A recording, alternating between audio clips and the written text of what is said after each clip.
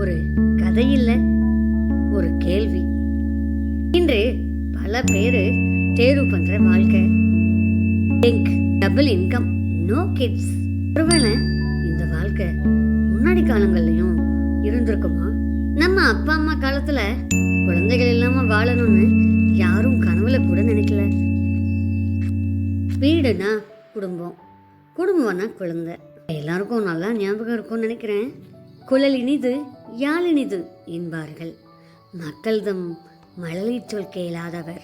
குழல் இசைதான் பெருசு, யாழ் இசைதான் பெருசு அப்படின்னு ஒரு குழந்தையோட மழலை மொழியை கேட்காதவங்க சொல்லுவாங்களாம். அது போல இருக்குன்னு நினைக்கிறேன். Double income, no kids. இப்ப பாருங்க, பணம் இருக்கு, சுதந்திரம் இருக்கு, அமைதி இருக்கு, மன அழுத்தம் குறைவுன்னு நினைக்கிறோம். ரெஸ்பான்சிபிலிட்டி எதுவும் பெருசா இல்லை. ஆனா நம்ம பழமையான இலக்கியங்கள் எல்லாம் என்ன சொல்லுது தெரியுமா? பிள்ளை என்பதுதான் வாழ்க்கையின் தொடர்ச்சி. வீட்டில் இருக்கும் சத்தம்தான் உயிரோட தொடர்ச்சி. சத்தம் இல்லாத வீடு அழகா இருக்கும், ஆனா உயிர் இருக்குமா? ஒரு தம்பதியர், அவங்களுக்கு எல்லாமே இருந்துச்சு, பணம் சுதந்திரம் அப்படின்னு. ஆனா ஒரு நாள் இரவு, அந்த இரவு மழை பெய்கிற இரவு, வீட்டுல அமைதி. அந்த இருவருமே ஒருவருக்கொருவர் கேட்டுக்கிட்டாங்க, இந்த அமைதி நிம்மதியா இல்ல நமக்கு வாய்க்கப்பட்ட தனிமையா? காலம் போக போக இங்க பேச வர யாரும் இல்ல, சிரிக்க வர யாரும் இல்ல. சேர்த்து வச்ச மணி இருக்கு, ஆனா இங்கதான் சேர்த்து வைக்க எந்த மெமரியும் இல்ல. ஃப்ரீடம் இருக்கு, ஆனா எந்த வித கனெக்ஷனும் இல்ல. அதனால டபுள் இன்கம், நோ கிட்ஸ் தப்புன்னு சொல்ல முடியாது. ஆனா யோசிச்சு தான் தேர்வு பண்ணணும். இன்றைய சந்தோஷம் மட்டும் இல்லை, பின்னாடி வாழ்க்கையும் கூட நம்ம நல்லா யோசிச்சு முடிவெடுக்கணும்.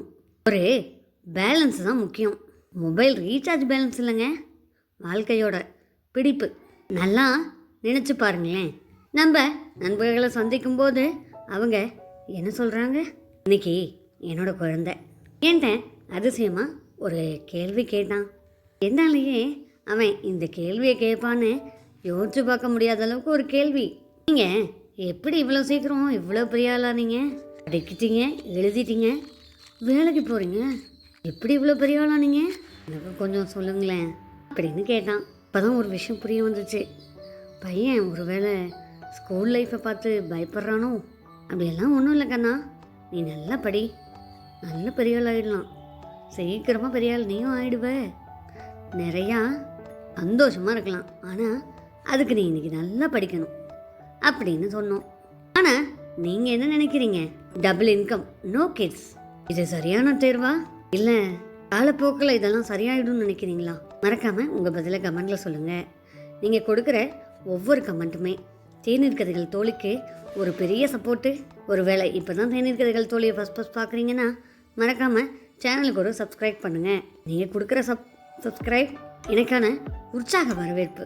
ஒரே ஒரு உற்சாகத்தை கொடுங்க. உங்களுக்கு தேவையான அடிப்படை வாழ்வியலை அன்பா சொல்ல காத்திருக்கும். திக்கும் தேநீரோடும் திகட்டாத செந்தமிழோடும் நானுங்க தோழி. தேநீர் கதைகள் தமிழ் ஸ்பெஷல் ஹப்.